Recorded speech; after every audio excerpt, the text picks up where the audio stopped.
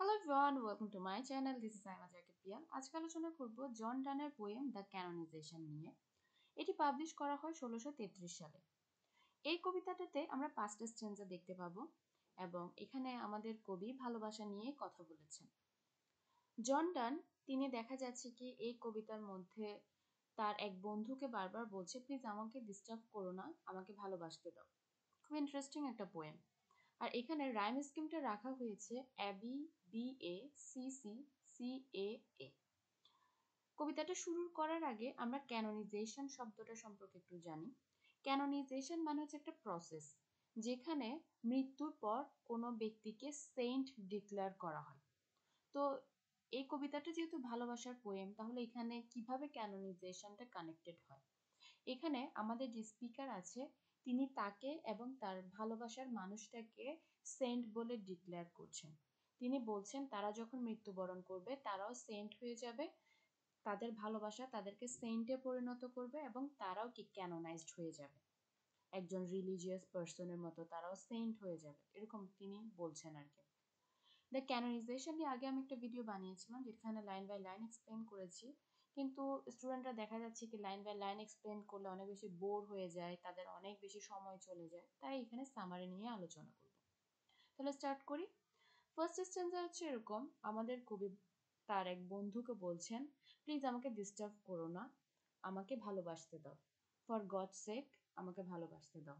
তুমি চাইলে যা ইচ্ছা তাই করতে পারো, অথবা আমার যে ফিজিক্যাল প্রবলেম রয়েছে সেগুলো নিয়ে তুমি তিরস্কার করতে পারো।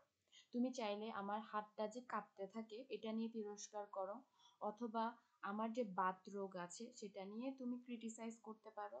এছাড়া আমার যে 5টা গ্রে হেয়ার আছে সেটা নিয়েও তুমি আমাকে টন্ট করতে পারো। আর এটা ছাড়াও তুমি আমার পভার্টি নিয়ে, আমার দরিদ্রতা কিংবা আমার আর্থিক অবস্থা নিয়েও আমাকে ক্রিটিসাইজ করতে পারো। যা ইচ্ছে তাই করো, কিন্তু তাও আমাকে ভালোবাসতে দাও, ডিস্টার্ব করো না। এটা তিনি বারবার একজন মানুষকে রিকোয়েস্ট করছেন। তার কাছে ভালোবাসাটা কতটা ইম্পর্টেন্ট এই লাইনগুলো দ্বারাই বোঝা যাচ্ছে। তারপর তিনি বলছেন, আচ্ছা আমার কথা বাদ দাও, তুমি চাইলে নিজেকে ইমপ্রুভ করতে পারো আমার ভালোবাসায় ডিস্টার্ব না করে। তুমি চাইলে কোনো বিজনেস করতে পারো, কিংবা আর্টের মধ্য দিয়ে তোমার মাইন্ডটাকে আরো বেশি শার্প করতে পারো বা নিজেকে আরো বেশি এডুকেট করতে পারো। তারপর নতুন একটা জব নিতে পারো। এছাড়া কোনো কিং এর দরবারে, রাজাদের দরবারে গিয়ে সেখানে তাদেরকে সার্ভিস দিতে পারো। এটাও যদি না পারো তাহলে কোনো প্রিন্টেড কয়েনের যে রাজাদের ফেস থাকে সে ফেসগুলো তুমি অবজার্ভ করতে পারো। তুমি যা ইচ্ছে তাই করতে পারো, শুধু আমাকে একা ছেড়ে দাও এবং আমার ভালোবাসার মানুষটাকে আমাকে ভালোবাসতে দাও। এটাই হচ্ছে আমাদের ফার্স্ট স্ট্যান্জা। ক্লিয়ার? তাহলে তিনি কি বলছেন, ভাই একটু ডিস্টার্ব করিস না, ভালোবাসতে দে, যা যা ইচ্ছা তাই কর, আমাকে নিয়ে বল, নিজের নিজের ক্যারিয়ার নিয়ে চিন্তা কর, তাও আমাকে ডিস্টার্ব করবি না। এবার আসেন সেকেন্ড স্ট্যান্জাতে। তারপর তিনি বলছেন, তুমি যে আমাকে এত ডিস্টার্ব করছো, আচ্ছা বলো তো আমার ভালোবাসা কি কাউকে কোনো ক্ষতি করছে, বা আমার ভালোবাসার জন্য কি কারো কোনো ক্ষতি হচ্ছে? তিনি কোশ্চেন করছেন। তারপর তিনি বলছেন কি, আমার যে ভালোবাসার দীর্ঘশ্বাস এটা কি কোনো বিজনেসম্যানের জাহাজটাকে ডুবিয়ে দিচ্ছে? তা তো করছে না। এছাড়া আমার চোখের পানি কি বন্যা নিয়ে আসছে? তারপর তিনি আবার কোশ্চেন করছেন, তার ভালোবাসার যে একটা শীতলতা রয়েছে সেটা কি বসন্তকে দূরে সরিয়ে দিচ্ছে? তার মানে তার ভালোবাসা কি কোনো ঋতু পরিবর্তন করে দিচ্ছে কিনা? এমন কোনো কিছুই করছে না। এরপর তিনি আরও তাকে কোশ্চেন করছেন, তার শরীরের যে রক্তের উষ্ণতা রয়েছে সেটা কি প্লেগ রোগীর মৃত্যুর সংখ্যা বাড়িয়ে দিচ্ছে? এমন কোনো কিছুই হচ্ছে না। দুনিয়াতে যা কিছু যেভাবে চলা সবকিছু সেভাবেই চলছে।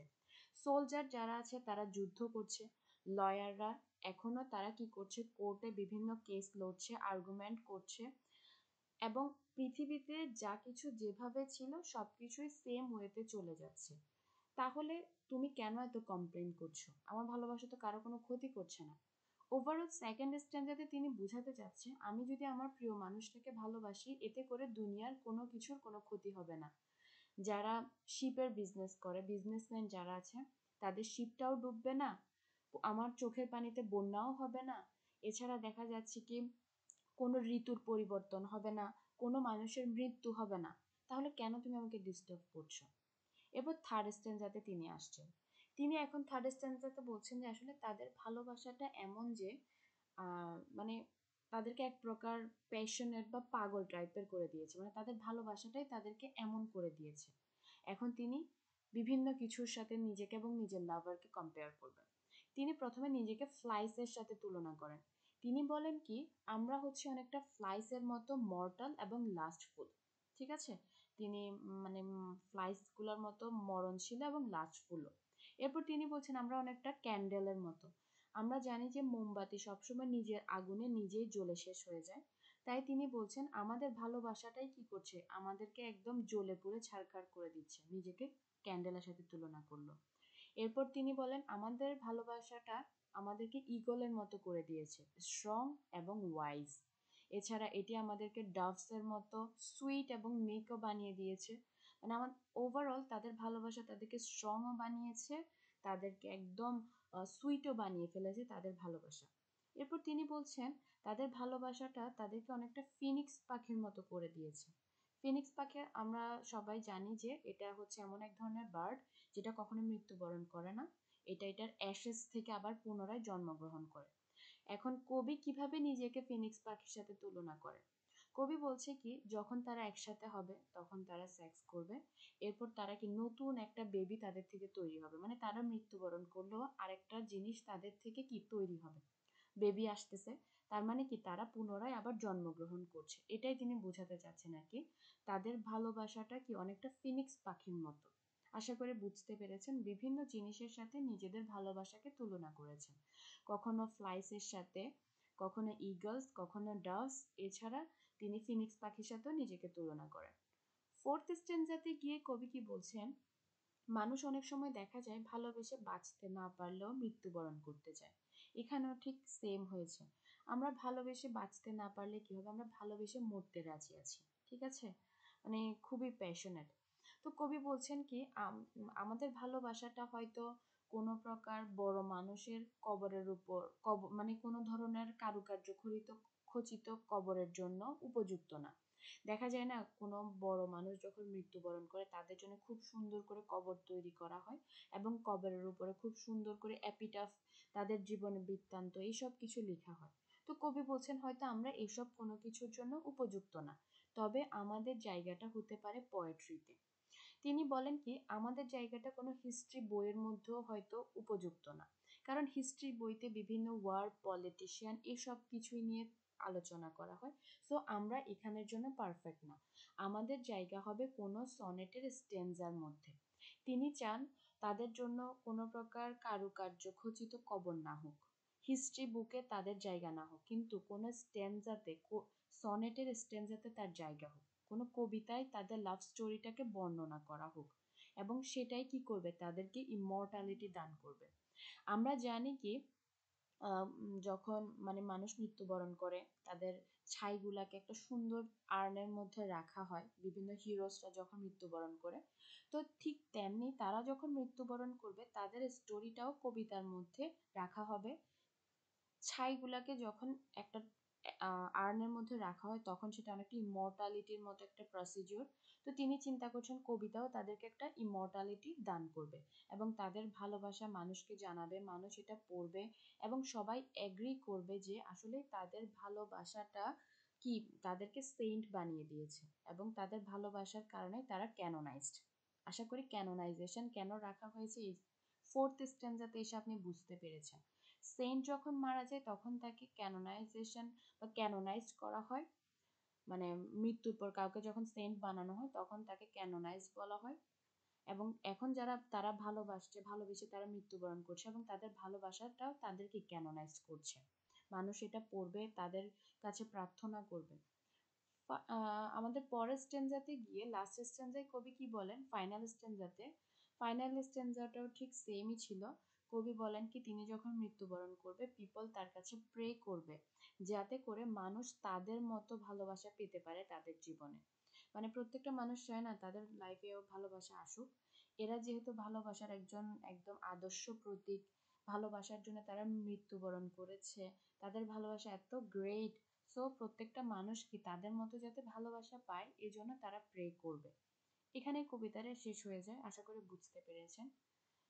ওভারঅল ব্যাপারটা হচ্ছে এরকম, কবি তার বন্ধুকে বলছে প্লিজ আমাকে ভালোবাসতে ডিস্টার্ব করো না, যা ইচ্ছা তাই করো, চাইলে আমার প্রবলেমগুলো নিয়ে ক্রিটিসাইজ করো অথবা নিজেকে ডেভেলপ করো।